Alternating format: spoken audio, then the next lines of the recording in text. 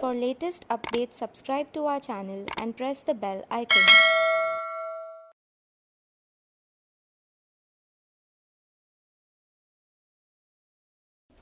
Chapter 15 of the Custom Act has the provision for appeals and revision under the Customs Act 1962. And what is the procedure and what are the parameters whereby any aggrieved person can file an appeal with the appellate authorities such as Commissioner Appeals, CESTAT, or maybe High Court or Supreme Court, and a revision application to central government in certain cases. So departmental adjudication, that means any order or decision passed under this act by the adjudicating authority, leads to the next step, and that is appeals. So in this topic of Customs Appeals Rules 1982, we will discuss what are the parameters on filing appeals and what are the other prerequisites required to be done for filing appeals to Commissioner Appeals or to CESTAT or to High Court in case of substantial question of law, or to the Supreme Court, and lastly, in case the revision application has to be filed to the central government. So an aggrieved person can file an appeal to Commissioner Appeals under section 128 subsection 1 when an order has been passed by an authority who is lower in rank than the PC and the CC. So the person or the aggrieved person has to file the appeal in duplicate and should also attach the decision against which the appeal is being made. The statement of facts and the grounds of appeal must be stated in the application, and the verification should be done by the authorized representative of the company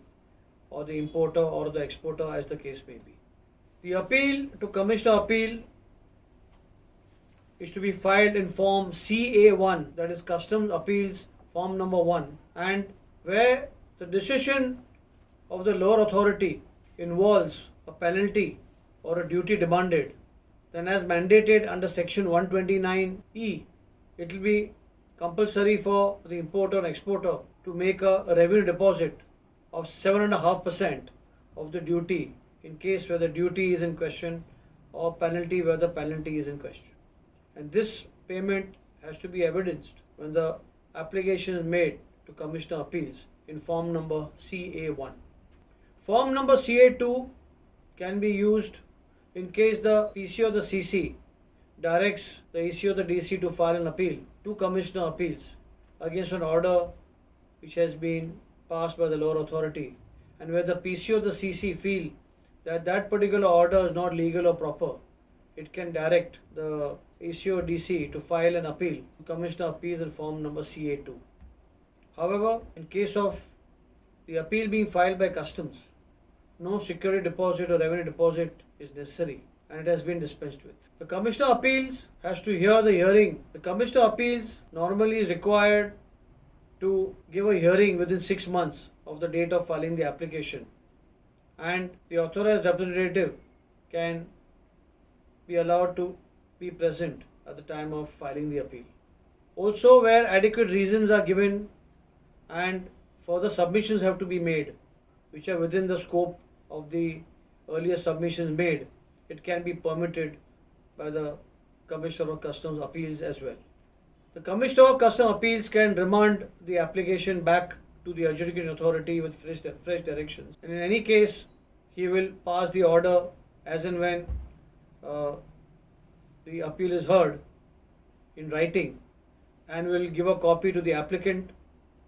to the PC and the CC, and the PCC and CCC at that particular custom station. The next level of appeal is to the tribunal, the appellate tribunal, or the Customs and Excise Central, or the Customs and Excise Service Tax Appellate Tribunal, as it's known as CESTAT. Now, any person aggrieved by the decision of the PC or a CC as the adjudicating authority, or the decision of the Commissioner of Customs Appeals under section 128, can prefer an appeal to CESTAT under section 129. An appeal to CESTAT has to be made within 3 months from the date of receipt of the order, and CESTAT has got the power to extend a further time. The appeal to the tribunal has to be filed within 90 days or 3 months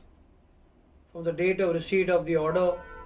of the PC or the CC or the Commissioner of Customs Appeal, as the case may be. The tribunal has got the power to extend a further period up to a limit as may be necessary in case of genuineness of the case where the appeal could not be filed by the applicant. The form for filing an appeal to the tribunal is Form CA3, and a memorandum of cross objection also has to be filed in form number CA4, as the case may be.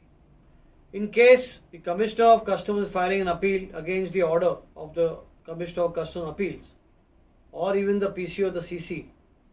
and the CCC or the PCC may prefer an appeal to CESTAT, the application is to be made in quadruplicate form number CA5 along with the memorandum of cross objection. The tribunal levies fees of a certain slab. The application must be made form number CA3 stating the statement of facts and grounds of appeal, and should also be attached with a copy of the decision appealed against. Section 129A subsection 6 says that there is a quantum of fee to be paid depending upon the amount of penalty involved or the fine involved or the duty involved, and that slab is given in the particular section, that is section 129A. However, where the appeal has been preferred by the PCC or CCC, no fees are to be paid in respect of the application made by the revenue. The tribunal has a bench of 2 members, member judicial and member technical, and in certain cases they can refuse to admit an appeal where the quantum of penalty or fine other than the matter pertaining to valuation of goods and tariff is less than rupees 2 lakhs, they can refuse to admit an appeal. So generally the bench, they scrutinize the appeal and then they try to understand whether the appeal pertains to rate of duty and tariff or otherwise, and accordingly if the value is less than 50 lakhs they can sit singly and pass an order, but other than the order for valuation of goods and rate of duty.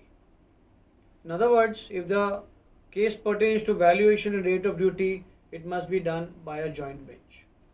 Many a times there could be a decision where one of the members may be in agreement to allow the appeal and the other member may be in disagreement. In such case, a matter is referred to the President, which is the principal bench in Delhi, and the President himself or may designate some other member to review the case and accordingly pass the decision, for which the majority of 2:1. The revenue deposit to be made in case of appeal to CESTAT is 10% as against 7.5% in case of Commissioner of Customs Appeals.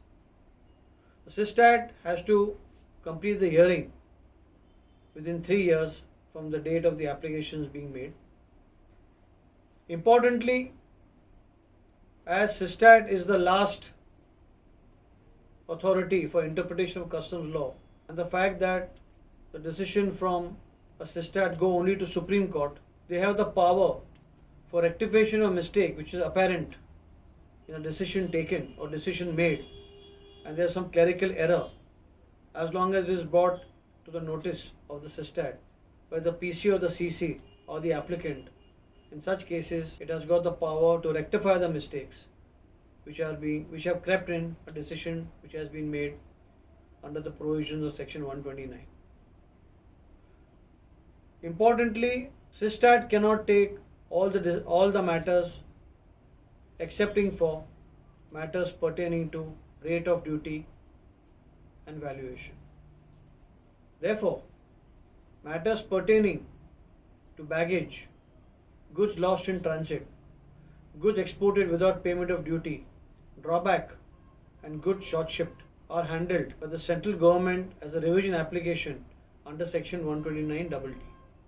This shows the main feature as far as CESTAT is concerned. Let us now move forward to the next level of appeal, and that is the procedure for filing an appeal to the High Court. Ordinarily, the High Court has no jurisdiction of decisions passed by the tribunal, because the tribunal decisions only lie to the Supreme Court. But the High Court can admit an appeal under Article 226 of the Indian Constitution within 180 days of the receipt of the order by the aggrieved party, in case it has a substantial question of law which has got the bearing on the case, and that substantial question of law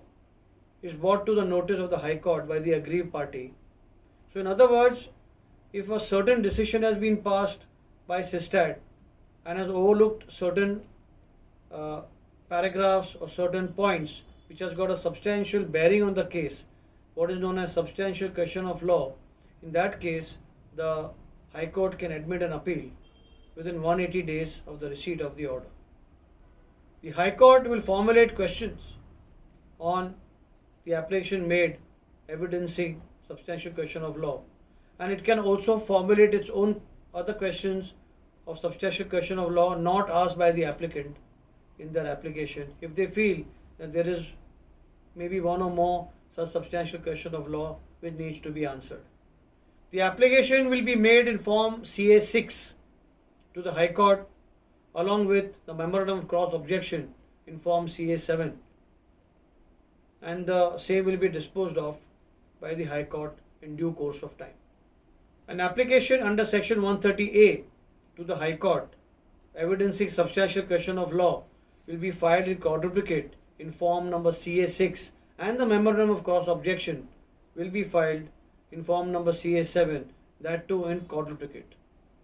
The next part is revision application to central government under section 129DD. In this case, the applicant has to make an application in form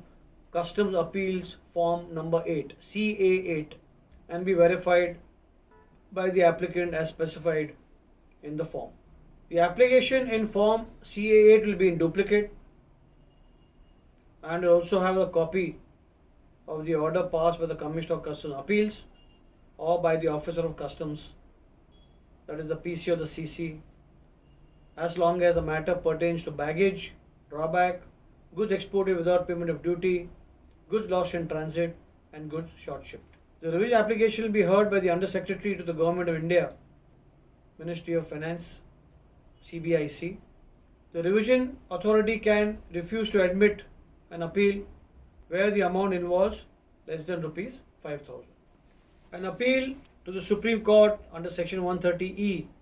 lies within 60 days from the date of receipt of the order of CESTAT or of the High Court, as the case may be. However, let us now see what are the parameters on which the Supreme Court can admit an appeal of the orders passed by the High Court and the CESTAT. The first one is judgment of the High Court in appeal in case the High Court certifies that this is a fit case for making an appeal to the Supreme Court, or the second point, order of the CESTAT, which pertains to the rate of duty and the valuation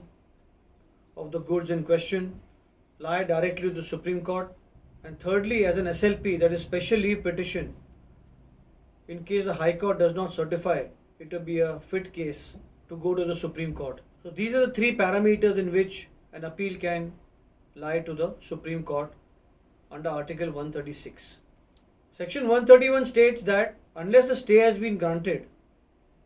the agreed party has to deposit the entire amount of penalty, fine, duty, etc., which has to be paid to the central government. Till that time, the appeal cannot be heard. So with this, I have concluded today the customs appeals rules which have been framed for filing appeal at different stages.